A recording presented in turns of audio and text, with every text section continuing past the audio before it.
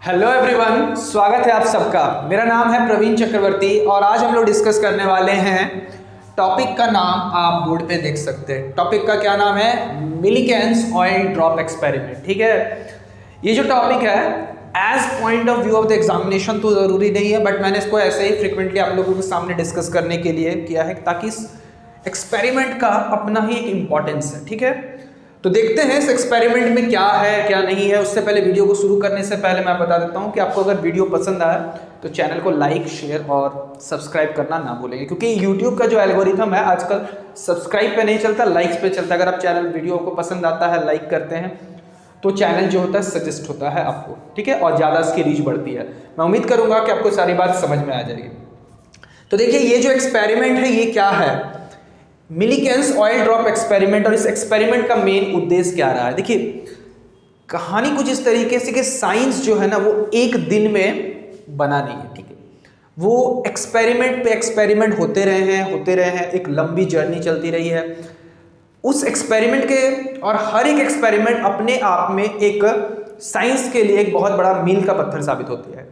तो ये एक्सपेरिमेंट भी अपने आप में एक मील का पत्थर साबित होती है, क्योंकि इस एक्सपेरिमेंट ने जो काम किया है वो बहुत अलग था। जिसने वो काम करके दिखाया है, इस एक्सपेरिमेंट का मेन उद्देश्य था, दिखाया इसने, सबसे बड़ी बात है,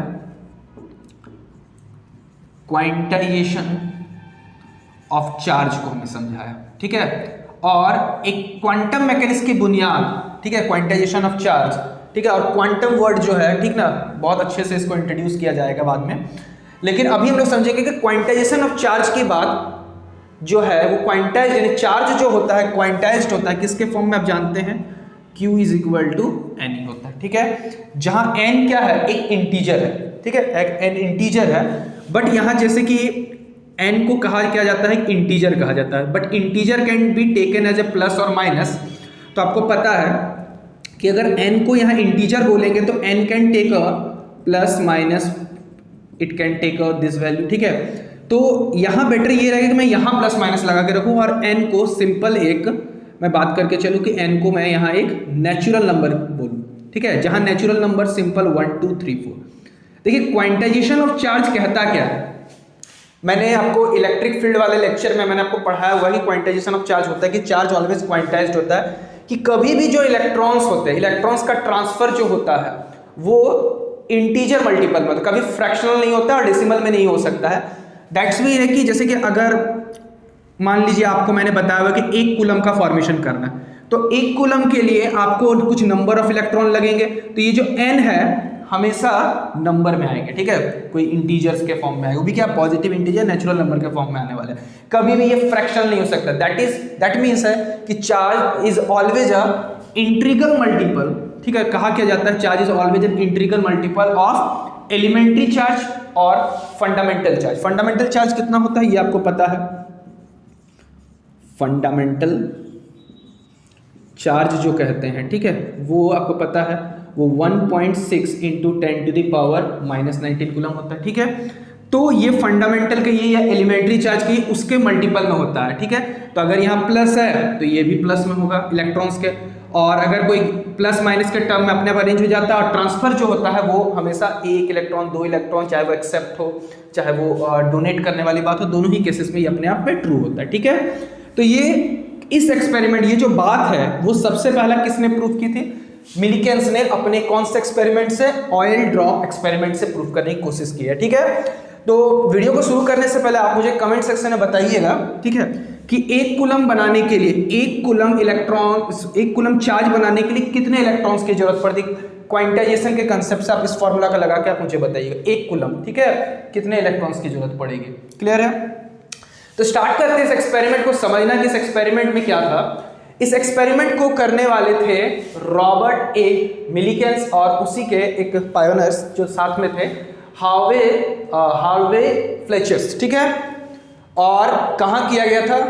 once upon time in Mumbai नहीं, once upon time in Chicago. ठीक है, और इसी जो एक्सपेरिमेंट के कारण 1923 में रॉबर्ट ए मिलीकेन को नोबेल प्राइज मिला था।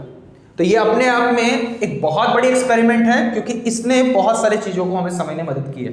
ठीक है, अब आप यहाँ एक साइड में डायग्राम देख पा रहे हैं और इस डायग्राम को आप अलग अलग यूट्यूब में कह सकते हैं, यूट्यूब के प्लेटफॉर्म पे और आप गूगल पे या फिर किसी बुक्स में आप अलग अलग तरह के डायग्राम देख सकते हैं। इसका कोई पर्टिकुलर फॉर्मेट नहीं है, लेकिन जो मेन कंसेप्ट है वो ज़्यादा समझने की जरूरत है कि ये कहाँ क्या जा रहा था। ठीक है, तो मैं इसको समझाने की कोशिश करूँ कि देखिए इसमें कंस्ट्रक्शन में, इस एक्सपेरिमेंट में है क्या।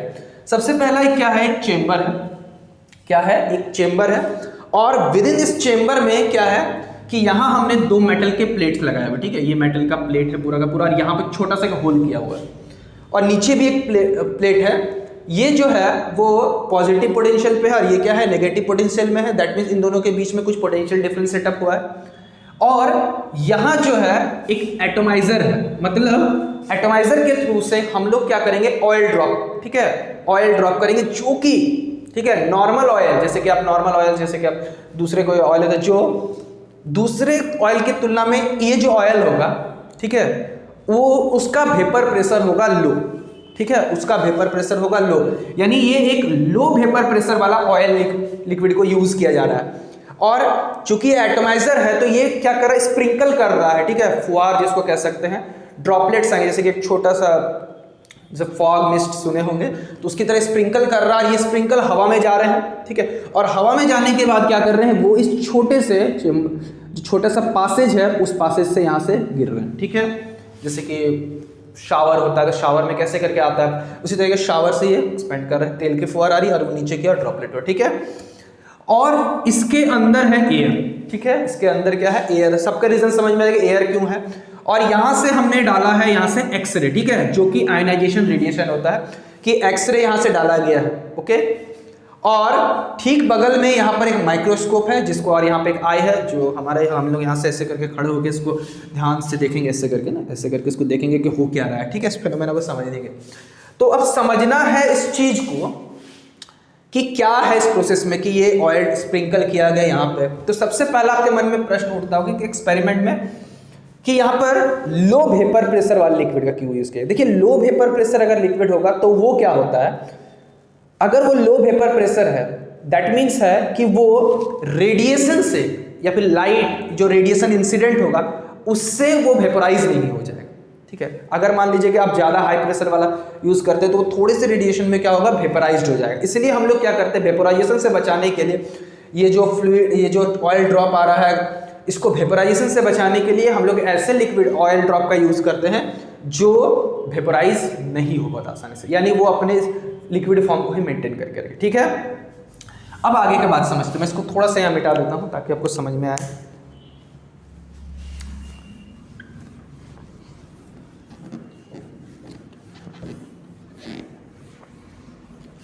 तो देखिए यहां से क्या है कि अब बात यह है कि जैसे कि ये यहां से शावर की तरह निकला है और सारे के सारे ड्रॉप्स यहां से आ रहे हैं। अब क्या है कि जब ये ड्रॉपलेट्स यहां से आ रहे हैं, यहां से यहां धीरे से धीरे गिर रहे हैं और एक्सरे रेडिएशन यहां जो एयर है, ठीक है, वो एयर को क्या कर देता है, एयर को क्या कर देता है, आयोनाइज्ड कर देता है। क्या कर देता है, एयर को आयोनाइज्ड। अब आयोनाइजेशन से क्या होता है, क्या निकलता है, गैस जब भी कोई आयोनाइज्ड करेगा तो वो इमिट करता है इलेक्ट्रॉन्स। ठीक है, वो क्या करता है, इलेक्ट्रॉन्स इमिट करता है। अब इलेक्ट्रॉन्स जो इमिट हुआ और यहां से जो ऑयल ड्रॉप आया, ये जो ऑयल ड्रॉप है वो इस इलेक्ट्रॉन को कैप्चर कर लेगा और कैप्चर करने के बाद वो क्या हो जाएगा, वो खुद भी क्या हो जाएगा, चार्ज हो जाएगा। ठीक है, वो खुद भी क्या हो जाएगा, चार्ज। कैसा चार्ज हो जाएगा भाई, नेगेटिवली चार्ज। कैसा चार्ज हो गया, वो नेगेटिवली चार्ज। अब सपोज कीजिए कि अगर ये नेगेटिवली चार्ज है, ठीक है, अगर ये नेगेटिवली चार्ज है और हमने इसे पॉजिटिव पोटेंशियल पे बना के रखा हुआ है और ये नेगेटिव पोटेंशियल पे, ओके, हम इसको चाहे तो ये जो इलेक्ट्रिक फील्ड बाहर से, ये जो पोटेंशियल डिफरेंस दे रहे हैं या बाहर से इलेक्ट्रिक फील्ड दे रहे हैं, उसको क्या कर सकते हैं, वेरी कर सकते हैं। लेकिन सपोज कीजिए कि अगर ये चार्ज नहीं होता तो सिंपल ये एक न्यूट्रल पार्टिकल होता और न्यूट्रल पार्टिकल अपने वेट के कारण से नीचे की ओर गिर जाता है, mg के कारण से। ओके, नीचे क्या है, mg के कारण से क्या हो जाता है, नीचे की ओर गिर जाता है। लेकिन जब ये चार्ज हो गया, सपोज करते हैं ये हमने इसके नेगेटिवली चार्ज बनाया है, तो ऊपर साइड है पॉजिटिव, नीचे साइड है नेगेटिव, तो ये पॉजिटिव इसको अपनी और धीरे धीरे अट्रैक्ट करेगा। ओके, धीरे धीरे अट्रैक्ट करेगा। तो कंटिन्यूअसली ऊपर से एक फोर्स लग रहा है, इलेक्ट्रोस्टैटिक अट्रैक्शन फोर्स लग रहा है, और नीचे की ओर क्या लग रहा है, एक वेट लग रहा है। तो ये दोनों ऊपर से हमने क्या बताया, ऊपर से क्या लग रहा है, इलेक्ट्रोस्टैटिक फोर्स। ठीक है, Fe लिख देते हैं यहाँ पर। Fe का मतलब आप समझ जाइएगा, वो क्या है, इलेक्ट्रोस्टैटिक। ठीक है, लेकिन जब ये धीरे धीरे नीचे आ रहा होगा और ऊपर की ओर फोर्स लग रहा होगा, तो एक कंडीशन ऐसी आएगी, हम लोग वहां से देख रहे हैं, माइक्रोस्कोप से देख रहे हैं। ठीक है, माइक्रोस्कोप से कंटिन्यूअसली ऐसे करके छोटे से छेद से दिख रहा है कि वो गिर रहा है, और एक कंडीशन ऐसी आएगी कि अब ये दोनों फोर्स क्या होंगे, बराबर हो जाएंगे।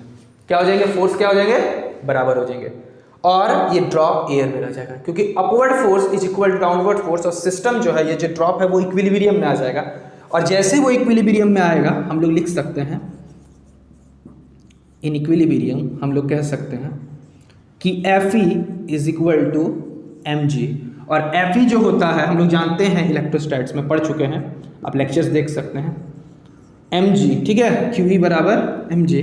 तो यहाँ से अगर मैं बात करता हूँ, यहाँ जो चार्ज है, ठीक है, यहाँ से देखिए चार्ज जो है वो इलेक्ट्रॉन्स को एक्सेप्ट करके हो रहा है, यानी E लिख देते हैं, यानी E इज इक्वल टू आपका आ गया।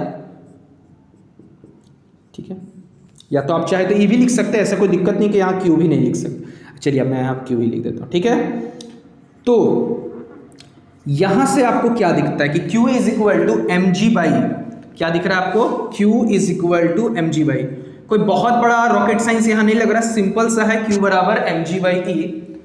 दैट मीन्स कि आपको क्या दिख रहा है कि अगर आपको m पता है, E पता है, G पता है, तो आप चार्ज निकाल लेंगे।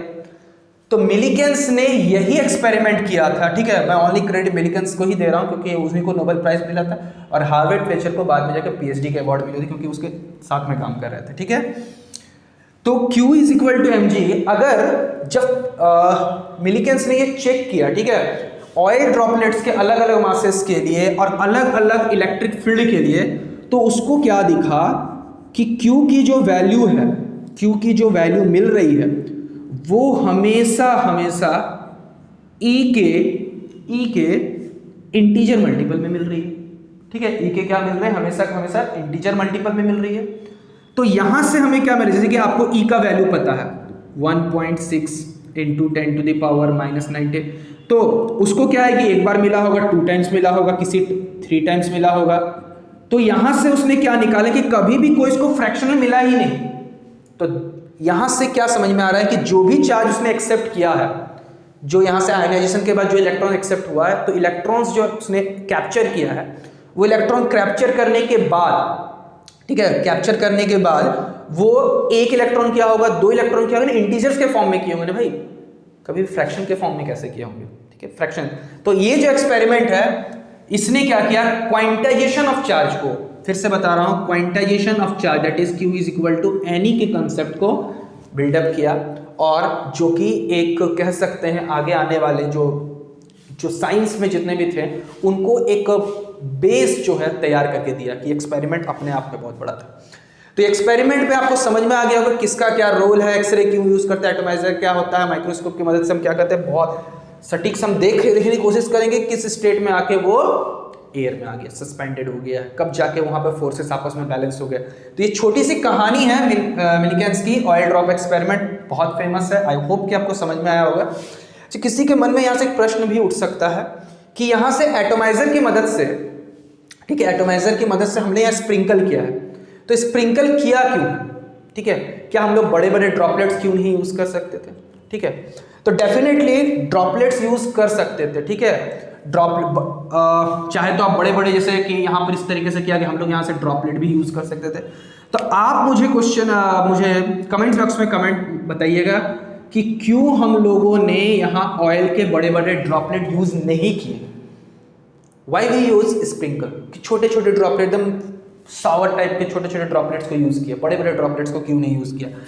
क्या उसके थ्रू से अगर करते तो क्या ये वैल्यू ऑब्टेन होती, ठीक है, और क्या एरर्स आ सकते थे, क्या आ सकते थे, कमेंट सेक्शन में आप मुझे बताइएगा। ठीक है, और अगर क्वेश्चन का जवाब जानना है तो हमारे टेलीग्राम ग्रुप से जुड़ जाइए, वहाँ हमें कमेंट करके बताइए आपके क्या डाउट्स होते हैं। ठीक है, हम लोग वहाँ आपका क्वेरी को डाउट दूर करने की कोशिश करेंगे।